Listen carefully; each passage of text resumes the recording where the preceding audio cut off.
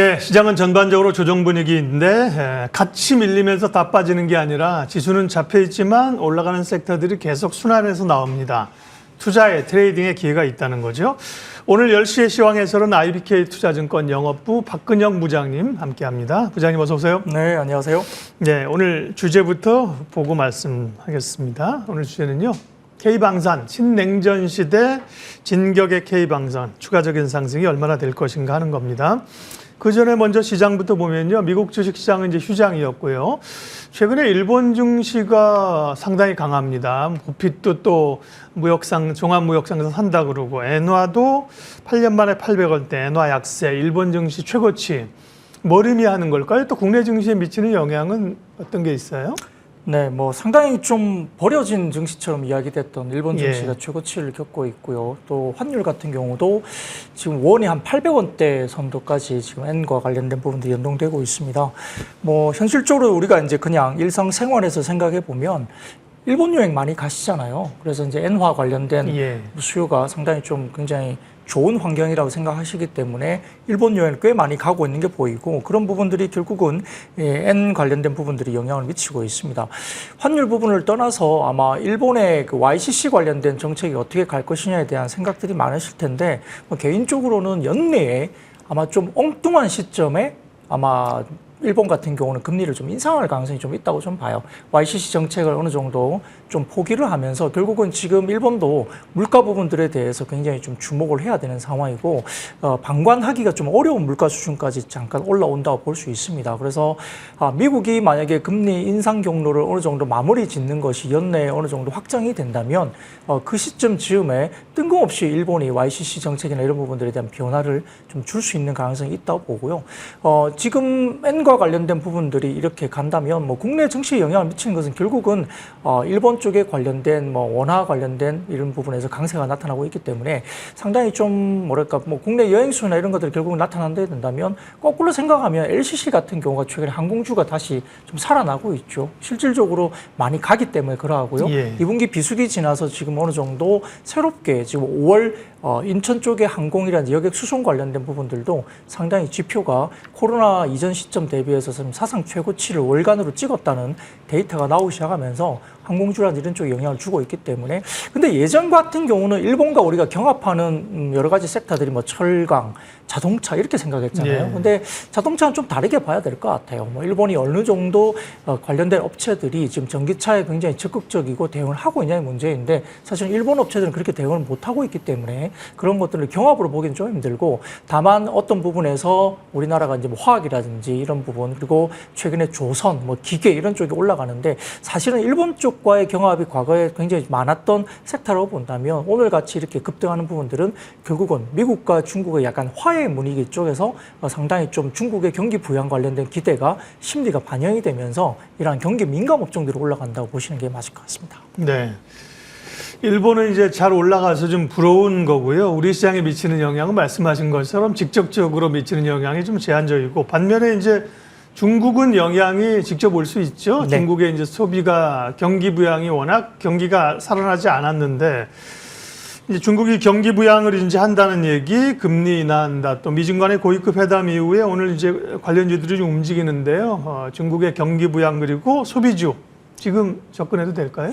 네, 사실 데이터로 본다면 어닝에 대한 부분들은 사실 굉장히 좀 눈높이를 낮춰야 됩니다. 지금 화장품이라든지 그다음에 오늘도 NCC 관련 부분 포함해서 화학 업종들이 많이 급등하는데요. 물론 최근에 조선이나 기계 같은 경우는 실적이 워낙 좋아졌기 때문에 주가들이 올라가는 부분들은 충분히 이해를 할 수 있고, 더군다나 오늘은 중국의 기준금리 인하 관련된 이슈가 있습니다. 아마 발표가 나올 것 같은데, 만약에 10bp 정도의 기준금리를 중국이 인하한다면 이것은 이미 지난주에 선반영됐다 보아야 되기 때문에 이것이 호재로 오늘 작용하기는 굉장히 어렵습니다. 그래서 기준금리가 10bp 이상 인하가 돼야만이 오늘은 중국에 대한 어떤 기본적인 경기 부양책과 관련된 호재로 인식을 할 가능성이 높은데 문제는 지금 오늘 아침부터 이야기 계속 나오는 게 이제 미국과 중국이 약간 화해 제스처가 나온 것이 아니냐. 그러면 중국하고 미국이 뭐 이렇게 화해 무드로 가게 되면 뭐 고위급 회담뿐만 아니라 정상회담까지 만약에 가게 되면 갑자기 그렇게 되면 한국과 중국의 냉랭했던 분위기도 좀 좋아지는 거 아니냐? 이런 센티적인 부분들이 분명히 이제 영향을 미치고 있기 때문에 뭐 화장품 등을 포함한 뭐 미용기기, 뭐 임플란트, 그다음에 화장품, 면세점, 여행주 이런 것들이 지금 굉장히 아침에 강하거든요.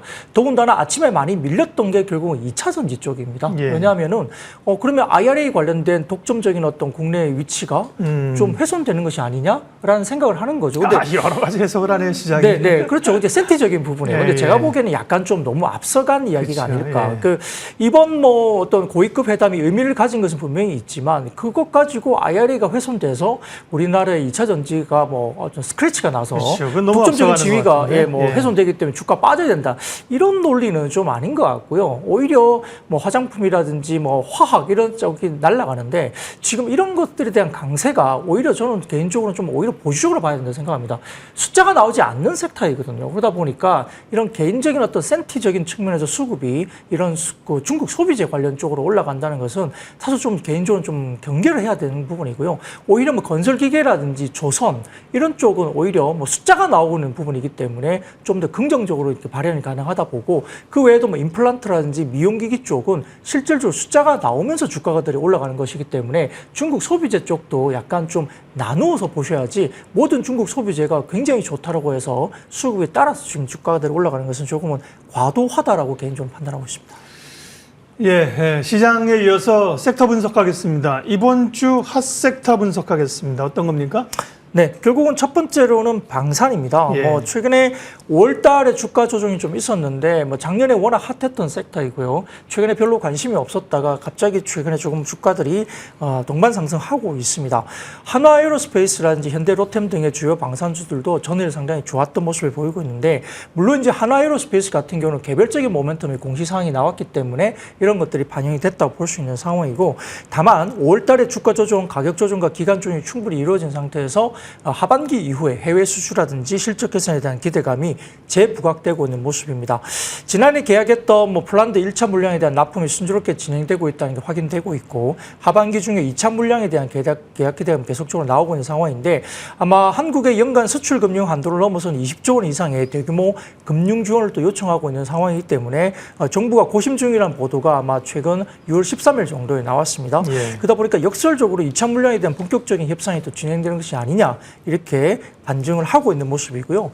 이제 뭐 일각에서는 그렇습니다. 아니 돈도 없는데 자꾸 이제 뭐 물건만 갖다 달라고 그러고 돈 못 받는 거 아니냐 이런 생각을 가질 수 있는데요.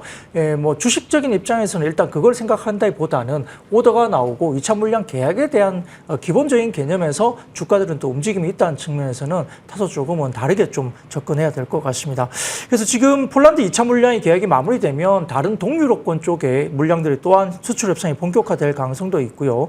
루마니아가 폴란드 모델을 또 벤치마킹하면서 추가적인 계약을 좀 패키지로 한국 무기를 드리기로 한다는 이야기도 좀 들리고 있는 모습이고 체코와 리투아니아 등도 한국산 전차 도입에 상당히 관심이 많다라고 지금 알려져 있는 상황입니다.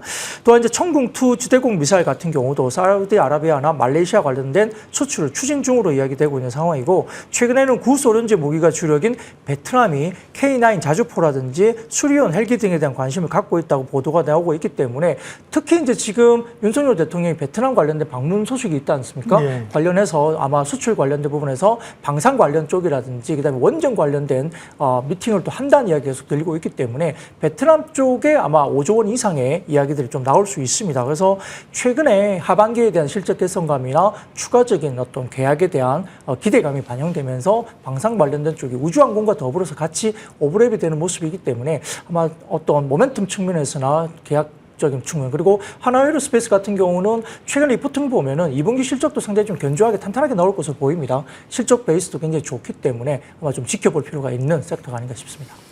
하나에어로스페이스나 현대로템이나 어제 급등을 했는데요. 어제 급등 이후에 오늘 약간 좀 고점에서의 조정 흐름들인데 지금 타이밍에서 그러면 기술적으로나 실적이야 이제 기대감이 있는 거고요. 접근이 가능한 상황입니까? 네, 기본적으로 뭐 방산주들은? 고점에서 뭐 예. 많이 올랐으니까 결국은 쉬는 건 맞겠죠. 네. 그러나 뭐 개인적으로는 지금 뭐 베트남 이슈라든지 폴란드 2차 계약이나 아까 말했던 말레이시아나 사우디아라비아 등등에 관련된 계약들이 하반기 모멘텀을 앞두고 있기 때문에 아마 조정폭이 그렇게 크지는 않을 것 같고요. 기술적인 조정이나 기간 조정 이후에 다시 한번 좀 추가적으로 좀 리바운딩이 되지 않을까 바라보고 있습니다. 이번 주 핫섹터 방산 분석해 주셨고요. 그리고 주목해야 될 섹터도 있습니다. 네. 네, 기본적으로 개인적으로는 반도체 섹터를 지금 좀 주가가 좀 올라와서 많이 오른 것이 아니라는 생각들을 많이 하시겠지만 굉장히 지금은 좀 좋게 기본적으로 스타디를 좀 더 해야 된다고 판단합니다. 투자자들의 고민은 삼성전자나 하이닉스가 주가가 많이 올라왔고 특히 디램 가격이 별로 오르지 않고 또 낙폭이 좀 아직까지 남아있다는 것 때문에 이거 너무 많이 오른 것이 아니냐 좀 과하게 올랐다라고 생각할 수 있습니다. 물론 SK 하이닉스 같은 경우는 마이크론 대비 주가 수익률이 상당히 지금 좋기 때문에 단기적으로는 조금 부담스러운 가격이 왔다라고 말씀드릴 수 있겠고 삼성전자가 조금 더 가격적인 매력이 있다고 볼 수는 있지만 금일 같은 경우도 하이닉스는 일단 빨간불을 켜고 있는 모습이 있기 때문에 또한 재고가 상당히 좀 아직 소진이 되지 않았다는 이야기 그리고 하반기 수요에 대한 전망도 약간 불확실하다는 측면에서 다소 조금은 뭐 좀 많이 오른 것이 아니냐 그래서 3분기에도 가격에 대한 뭐 재고 낙폭이 줄지 않는 것이 예상된다는 점에서 디램 가격이 좀 더 빠진다 그래서 아직까지는 좀 멀었다라고 생각할 수 있는 것 같습니다. 근데 문제는 항상 밴드위드라는 것이 있는데 이게 뭐냐면은 CPU 속도와 그다음에 스토리지, 메모리의 속도가 차이가 나서 신호 처리에 병목 현상이 나타나는 현상이 벌어지는 문제가 생기는데 역시 데이터가 많아지면 이런 문제가 더 커질 수밖에 없죠. 이 문제는 지난 1980년대부터 이미 숙제로 남아 있었고요. 이를 해결하기 위해서 메모리 용량을 계속적으로 늘려오는 기술들이 개발됐습니다.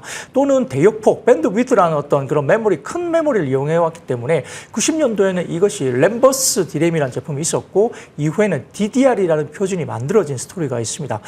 그래픽은 많은 정보가 처리하기 필요한 거고요. 그 다음에 GDDR이라는 제품이 사용되어 왔지만 이제는 우리가 잘 알고 있는 HBM이라는 것이 하이 밴드위드 메모리로 이야기되고 있죠. 이것이 대체되는 것이 현재 메모리 구간의 핵심적인 단어입니다. HBM과 고용량 DDR5는 모두 후공정에서 와이어로 연결하지 않고 TSV라는 기술이 들어가죠. Through Silicon via라는 공정을 사용합니다. 그래서 지금 TSV 관련된 부분에서 본딩이라든지 그 다음에 관련된 패키징 이런 후공정단에 대한 개별적인 종목들이 상당히 좋게 나타나고 있는 모습이 보이고 있는데 결국은 칩을 여러 개 쌓고 많은 구멍을 뚫어서 서로 연결하는 기술이거든요. 이런 것들이 적층 구조로 올라가면서 이 연결하는 기술에 대한 근본적인 어떤 중소형주들의 움직임들이 나타난다고 보시면 될 것 같고요. 이와 관련된 종목들이 지금 중소형주에서 활발하게 움직이고 있는 모습입니다. 그만큼 투자나 개발이 필요하고 준비되지 않은 상황이라면 상당히 좀 시간이 많이 필요한데 마이크론이나 후발주자들은 HBM 관련된 부분들이 상당히 늦게 이야기되고 있는 부분이죠. 아마 SK 하이닉스 부분은 역시나 재무적인 부분들 때문에 우려가 많으신 것 같습니다. 추가적으로 뭐 채권 발행이 있을 수도 있고 뭐 자금 조달이 있을 수 있고 적자 폭이 상당히 크다 이야기가 많이 나오는데 뭐 지지난주였나요? SK 하이닉스가 주가가 한번 되게 많이 오른 적이 있었거든요. 이때 이야기가 시장에서 뭐가 들었냐면 엔비디아의 상당히 전략적인 구축의 관계가 상당히 굉장히 긴밀해지면서 엔비디아가 선수금을 1조 원 정도 줬다 이런 루머까지 돌 정도였고 그 다음에 이런 부분들 돌면서 2분기가 생각보다 어닝이 나쁘지 않을 수도 있다는 이야기가 사실 시장에 있었습니다. 그러다 보니까 SK 하이닉스가 상당히 지금은 탄탄하게 주가들이 움직이고 있는 모습이 있는데요. 역시나 이제 SK 하이닉스는 다소 재무적인 부담 때문에 공격적인 매수가 당장 이루어지기가 조금 어렵다는 가격 구간이 있긴 하지만 미래에 대한 선점은 충분히 할 수 있겠고 엔비디아의 GPU에는 SK 하이닉스의 HBM3가 탑재될 것으로 봅니다. 4분기 엔비디아의 HBM3 같은 경우도 확산이 삼성전자가 일단 들어가는 거 보이는 것 같고 제품군에서는 여전히 SK가 선도할 것으로 판단되는데 그 외에도 AMD나 이런 쪽에 관련해서도 삼성전자의 파운드리 관련된 HBM 관련된 이야기가 나오고 있고 특히 삼성전자가 만약에 새로운 파운드리 쪽에서 HBM이 들어가면 기존의 엔비디아 쪽에서 SK 하이닉스가 들어갈 물량보다 약 2.5배 이상 많이 들어가는 것으로 추정이 되는 상황이다 봅니다. 그러다 보니까 삼성전자가 SK 하이닉스보다 HBM의 마켓 쉐어가 조금 떨어지고는 있지만 물량 측면에서는 훨씬 더 많은 물량을 삼성전자가 줄 수 있다는 이야기가 나오고 있기 때문에 아마 이러한 제품 개발군들이 마이크론이나 다른 반도체 섹터보다 훨씬 더 우리나라의 반도체 쪽이 좀 더 앞서 있는 것이 맞겠죠. 제품 개발군으로 본다면 HBM2, 그 다음에 HBM2E, 그 다음에 HBM3 이게 들어가고 있고 그 다음에 HBM3E까지 순으로 진행이 될 것 같습니다. 그래서 마이크론은 다소 조금 시간이 걸린다 본다면 하이닉스나 삼성전자 관련된 부분들로 좋아지고 거기에서 파생되는 본딩, 패키징, 후공정 이쪽과 관련된 라인업들이 상당히 좋아질 가능성이 높다고 보는 것이 맞다 보시겠습니다.